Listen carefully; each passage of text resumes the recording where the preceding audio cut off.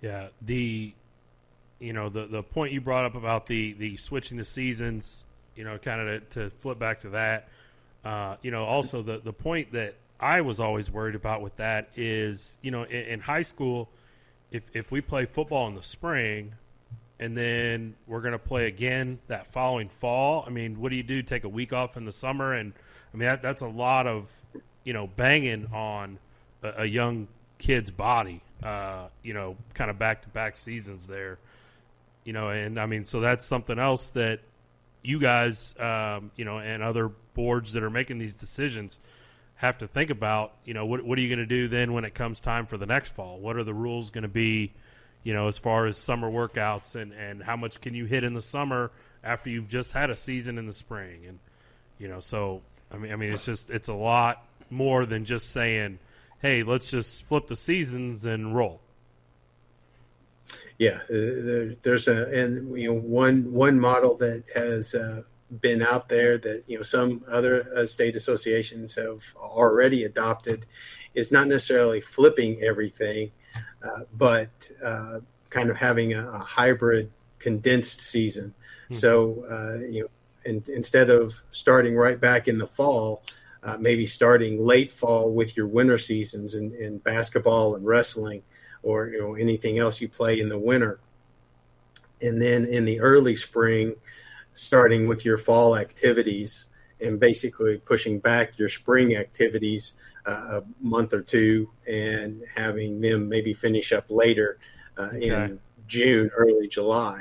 And that way you still are able to have all of your things, and there's not as much overlap there as just flippantly switching fall and spring, or having fall and spring at the same time. Yeah, I know too, like California, I saw they're going to play football, like in December and January. And I mean, obviously here in Missouri, that is not really an option for us playing football outdoors in Missouri. Yeah, not in January and February, that's for sure. No. Gary said he's not going to coach if that happens.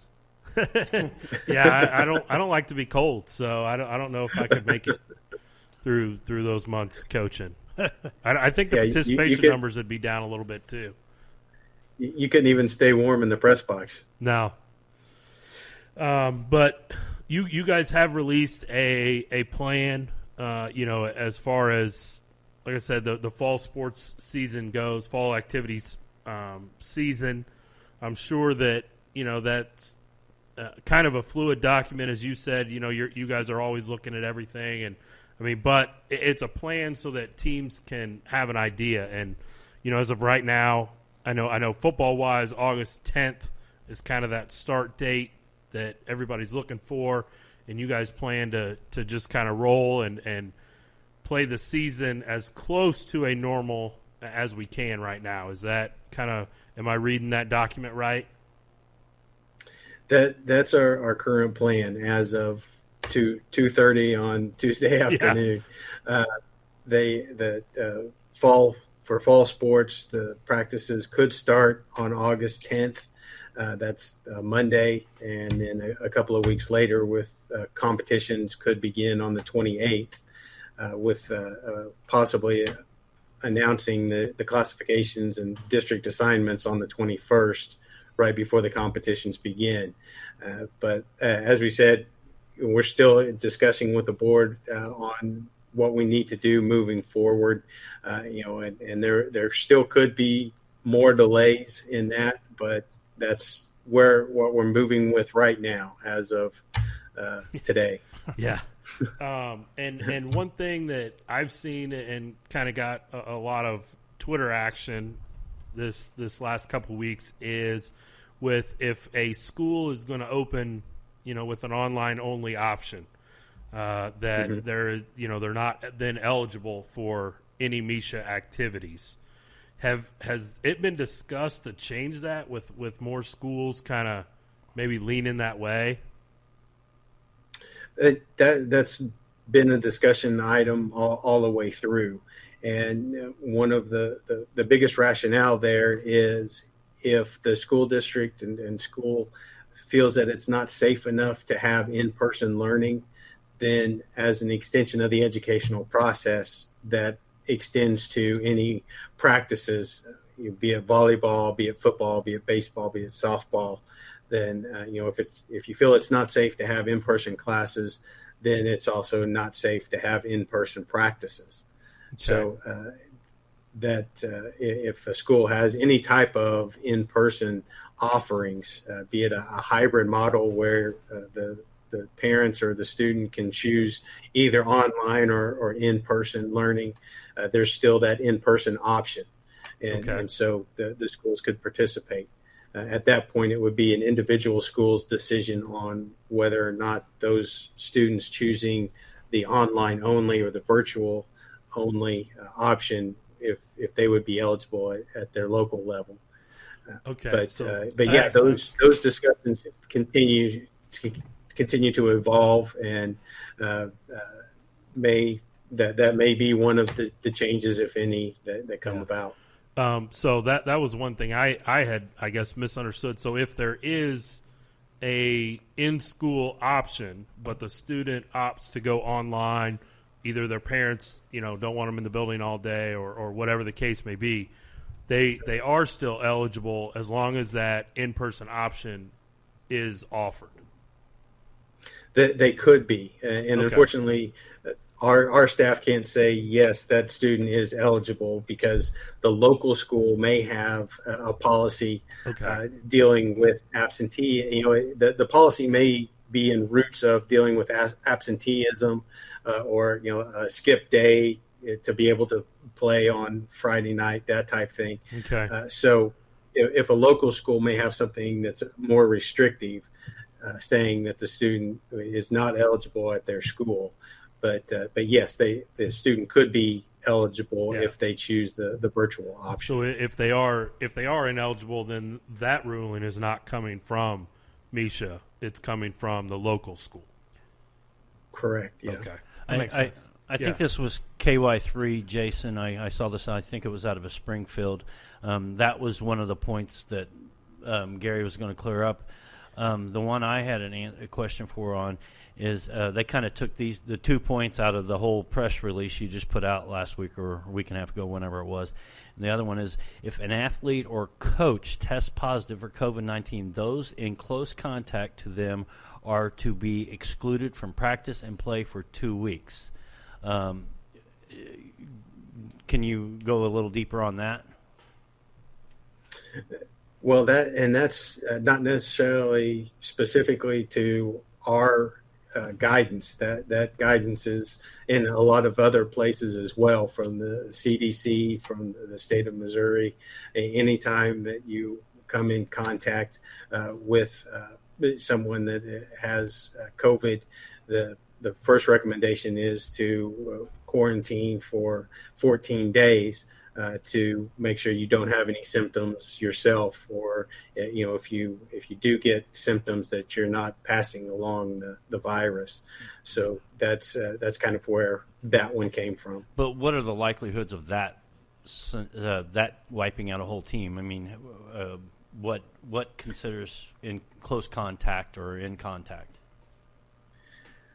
Well, I believe that definition is kind of within 6 feet, for an extended period of time of more than 15 minutes, and those percentages are going to also be dictated on, are both people wearing masks, or is one versus the other, or neither, and those type of other environmental differences would play into that as well.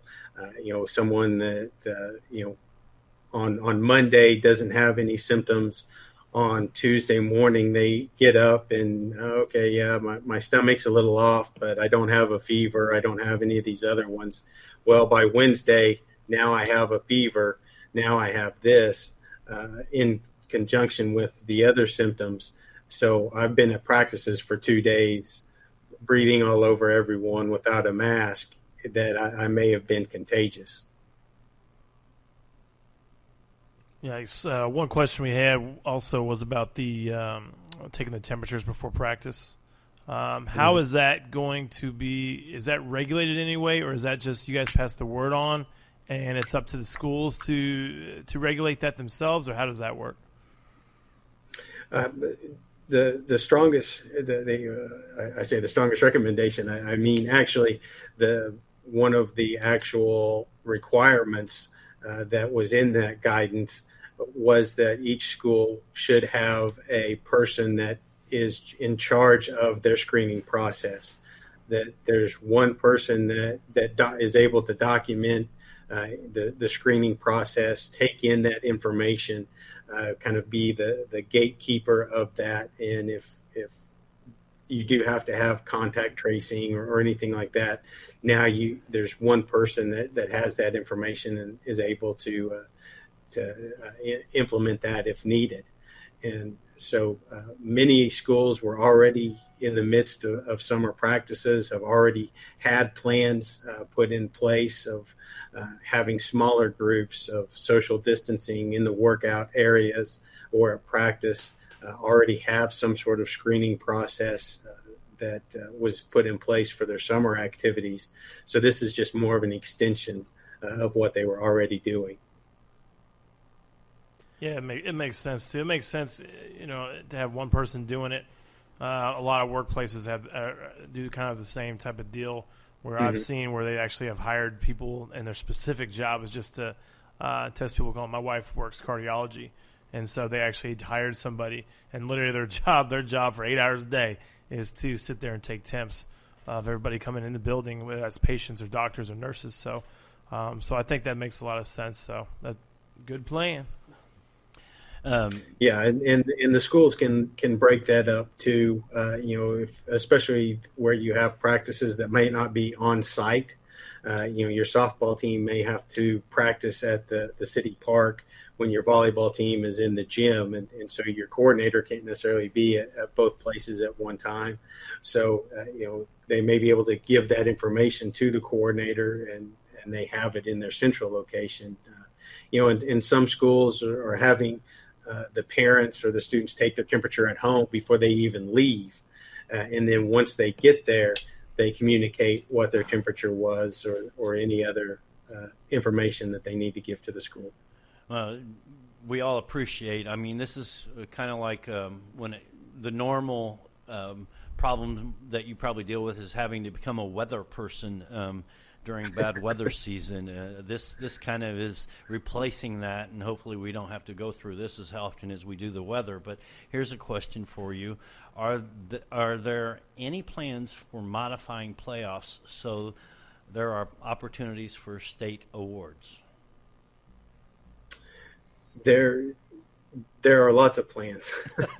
But right now, everything is on the timeline that we have had in the past. But even today we're having those discussions of do we need to push back the start date of everything. Kansas, the governor in Kansas pushed back the start date of all activities and everything to September 8th.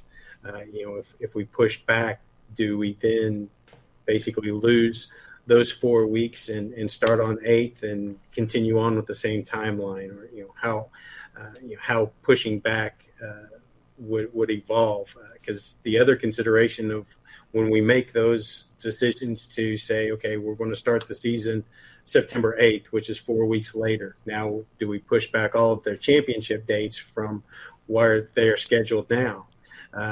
Yes, we'll do that. Okay, well, now we have to contact all of those venues along the way and say, okay, Show Me Center, you're scheduled to host our volleyball championships on this date. Can you still host them 4 weeks later? The venues that host the district tournaments, can you still host it 4 weeks later? Those type of things would then have to be answered as well. So there's a lot of little things that go along with the big questions. Well, yeah. And this is one I just thought of during that is, what if there are hot spots in your planned, where your contracts that you have with different sites for postseason play? That's Gary, there's another one. Yeah. Yeah, it's you definitely, because then again, I know football wise, your championships typically are taken